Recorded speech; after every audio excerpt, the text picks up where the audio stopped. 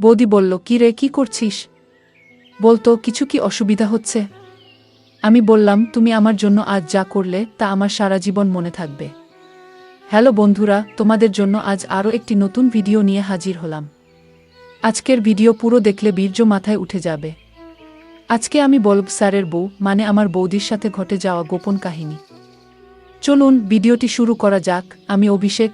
আমি তখন চাকরি বাকরি কিছু পাইনি, সবে যৌবনে পা দিয়েছি। সে সময় এত অ্যান্ড্রয়েডের মাতামাতি ছিল না, সবে মার্কেটে এসেছে। যৌবনে বিভিন্ন শখ জাগে ছেলে মেয়েদের, আমিও সেই দলেই পড়েছি। শখ হলো কম্পিউটার শিখব। আমার বাড়ি থেকে কিছু দূরে সেন্টার ভর্তি হলাম। তাড়াতাড়ি শিখতে লাগলাম। এভাবে 1 বছর পর স্যার আমাকে বললেন, তুই এখানেই বাকি স্টুডেন্টদের শেখা, তোর কালচার হবে, আর কাজও শিখবি। আমিও সেখানে কাজ করতে শুরু করলাম। এভাবে কাজ করতে করতে স্যারের বাড়ির লোকজনের সাথে পরিচয় হয়ে গেছিল।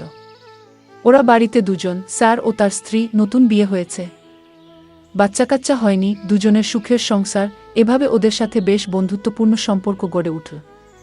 পুজোতে একসাথে ঘুরতে যাওয়া, শীতকালে পিকনিক করা, সিনেমায় আড্ডা, এইসব চলতে লাগল। স্যার এই কম্পিউটার সেন্টার চালানোর পাশাপাশি অন্য একটা ব্যবসা শুরু করার জন্য কিছুদিনের জন্য বাইরে যাবেন। একদিন তিনি আমাকে বললেন, স্যার বললেন, আমি তো কিছুদিনের জন্য বাইরে যাচ্ছি। তুই কদিন এই সেন্টারটা খোলা, বাচ্চাদের শেখানো বন্ধ করা পারবি তো? করতে আমি বললাম, আপনি কোনো চিন্তা করবেন না, আমি ঠিক কাজ ঠিকভাবে করব। স্যার বলল, তোকে আর একটা কাজ করতে হবে। আমি বললাম, কি স্যার? বলল, তোর বৌদিকে দেখিস, যদি কোনো দরকার লাগে সাহায্য করিস। আমি বললাম, আচ্ছা ঠিক আছে। বাইরে ভালো মানুষ সেজে থাকা।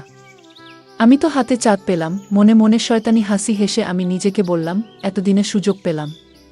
বৌদি দেখতে বেশ সুন্দরী, 5 ফুটের মতো উচ্চতা, ফর্সা রং, চুলটা কোমর অবধি টানা টানা, চোখ মুখটা একটু 4 কোনা টাইপের, ফিগারটা বাংলা সিনেমার হিরোইনের মতো, স্বভাব বেশ মিশুকে টাইপের। আগে যখন ঘুরতে যেতাম আমরা, ও বৌদি বেশ গল্প করত এবং বারবার হাসির ছলে আমার গায়ে ঢলে পড়ত। ব্যাপারটা আমি অনেকবার লক্ষ্য করেছি, কিন্তু কোনোদিন রিয়েক্ট করিনি সেরকম। কিন্তু মনে মনে এই বৌদিকে ভোগ করার ইচ্ছে দিনের পর দিন পল হতে লাগল। একবার দোল উৎসব উপলক্ষে আমরা শান্তিনিকেতনে গেছি। সেখানে দোল খেলতে খেলতে বৌদি প্রথম আমাকে রং মাখা। আমি যখন রং মাখাতে যাই তখন ভুল করে আমার হাতটা বৌদির অন্য জায়গায় পড়ে যায়। পরে বৌদিকে সুই বলতে গেলে ও বলে, এটা তো স্বাভাবিক। আমি কিছু মনে করিনি। তুই কি ইচ্ছে করে করেছিস নাকি? এটা বলার সময় বৌদির চোখের চাহনি আর ঠোঁটের বাঁকা হাসি যে কি মনে করছিল সেটা আমি সহজেই বুঝে গেছিলাম। শুধু দরকার সময়ের আর সুযোগের। যাই হোক, দাদা গেছে বাইরে, এখন 15 দিনের আগে আসছে না। গ্রীষ্মের সময় সারাদিন সেন্টারে খাটাখাটনি করার পর রাত 8টায় সেন্টার বন্ধ করে বৌদির কাছে যেতাম আড্ডা দিতে। বৌদির হাতে চা খেয়ে মাথা ধরে থাকলে ছেড়ে যেত। যদিও আমি চা খেতে বা গল্প করতে যেতাম না, আমি যেতাম টোপ দিয়ে মাছ ধরতে। একদিন সন্ধ্যা থেকেই মেঘ গুটগুট করছে, কিন্তু বৃষ্টি নামছে না। গুমোট হয়ে আছে পরিবেশ। সেন্টারের এসিটাও গেছে খারাপ হয়ে, আমার তো মাথা ধরে ঢাক। 8টায় সেন্টারের ঝাঁপ নামিয়ে বৌদির কাছে গেলাম চাবি দিতে। সবে বৌদির বাড়ি ঢুকেছি আর শুরু হলো বৃষ্টি। 2 কাপ চা নিয়ে দুজনে বসে পড়লাম বিভিন্ন গল্পতে। গল্পের ফাঁকে কারেন্ট চলে যাওয়ায় বৌদি একটা মোমবাতি জেলে নিয়ে আসে এবং আমার পাশে বসে। বাইরে অঝোর ধারায় বৃষ্টি হচ্ছে। এবার সামনে কোথাও কর্কশ শব্দ করে একটা বাজ পড়তেই বৌদি ঝাঁপিয়ে আমার কোলে উঠে বসল। বৌদি কিছু ফিল করায় নিজেকে সামনে নিয়ে আমার কোল থেকে নেমে আবার আমার পাশে বসল। এবার আমার ভেতরের শয়তানটা আর বাধা মানছে না। মনে হচ্ছে এখনই এই সোফাতে ফেলে মজা করি, কিন্তু মনকে বাঘে আনতে হবে। আমি বললাম, বৌদি এবার উঠিয়ে আমাকে বাড়ি যেতে হবে। বৌদি বলল, ওমা, এই বৃষ্টিতে কি করে যাবি? ভিজে গেলে শরীর খারাপ হবে। এখন থাক, বৃষ্টি থামলে পড়ে যাবি। আমার কাছে থাকতে কি তোর খারাপ লাগে? আমি বললাম, না না, খারাপ কেন লাগবে? এই বৃষ্টির যা অবস্থা, সারা রাতেও থামবে কিনা সন্দেহ হয়। বৌদি বলল, না থামলে থামবে না, আমার কাছে থাকবি। তোর স্যার ও বাড়ি নেই। একা থাকতে কেমন লাগে? একজন থাকলে ভালো লাগবে। তখন রাত 10টা বেজে গেছে। বৃষ্টি থামার কোনো চিহ্ন নেই, তার সঙ্গে ঝোড়ো হাওয়া আর বিদ্যুৎ। বৌদি রাতের খাবার আগে থেকেই বানিয়েছিল। রুটি আর চিকেন খেয়ে আরামে বসেছিলাম সোফাতে। বৌদি ধোয়া মোছা করে আমাকে বলল, শোনো, তোকে এই অবস্থায় আমি ছাড়ব না। তুই আজ এখানেই শুয়ে পড়, আমি নেকা সেজে বললাম, এখানে তো একটাই খাট, শুতে অসুবিধা হবে। বলে রাখি, বৌদিদের বাড়িটা খুবই ছোট, ভাড়া বাড়ি, মালিক অন্য জায়গায় থাকে। একটা কিচেন, বাথরুম, একটা বারান্দা, সেখানে সোফা, টিভি আর একটা ছোট বেডরুম। বৌদি বলল, তুই আমার পাশেই শুবি, তোর তো খারাপ চিন্তা নেই আমাকে নিয়ে। আমার যখন তোর পাশে শুতে অসুবিধা নেই, তখন তুই আর নাটক করিস না। রাতে এক বিছানায় শুব, এটা শুধু কল্পনা করেছি মাত্র। পাশে সত্যি করে এমন একটা রসভরা বৌদি শুয়ে আছে, এটা ভেবেই আমার খুব আনন্দ হচ্ছে। বৌদি বলল, কি রে, কি করছিস বলতো? কিছু অসুবিধা হচ্ছে?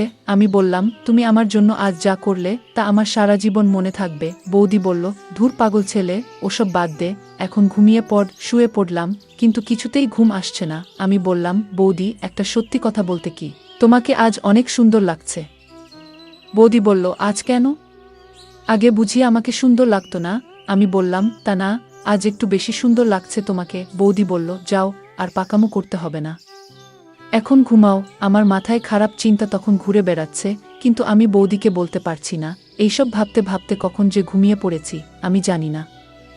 সকালে ঘুম থেকে উঠে ফ্রেশ হয়ে চা খেয়ে সেন্টারে চলে গেলাম। সেন্টারের সারাদিন কাজ করে 6টার দিকে সেন্টার বন্ধ করে বৌদির কাছে গেলাম। আজকেও বৃষ্টি হবে মনে হচ্ছে, তাই বৌদি বলল, আজকেও থেকে যেতে।